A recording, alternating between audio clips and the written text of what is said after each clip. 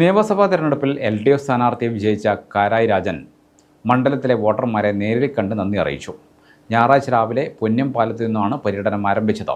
തുറന്ന വാഹനത്തിൽ പര്യടന കേന്ദ്രങ്ങളിലെത്തിയ നിയുക്ത MLAയെ പടക്കം പൊട്ടിച്ചും പൊന്നാടണിയിച്ചും പൂച്ചെണ്ടുകൾ നൽകിയുമാണ് വോട്ടർമാർ സ്വീകരിച്ചത്.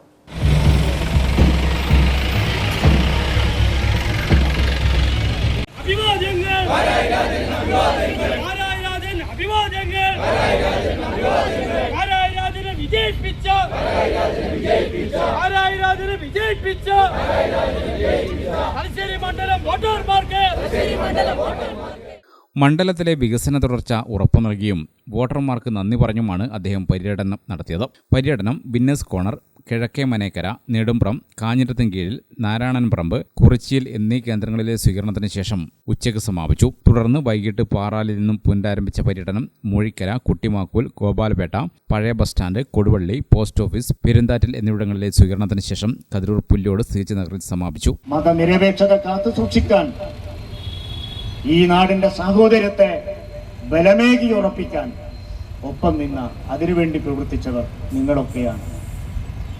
ആ പൗര സമൂഹത്തെ, ആ ജനതയെ, ആ പ്രിയപ്പെട്ട നാട്ടുകാരെ, അവരോടാണ് ഞങ്ങൾക്ക് നന്ദി പറയാനുള്ളത്. ഈ വിജയത്തിന്റെ അവകാശികൾ, നേരവകാശികൾ നിങ്ങൾ ഓരോരുത്തരുമാണ്.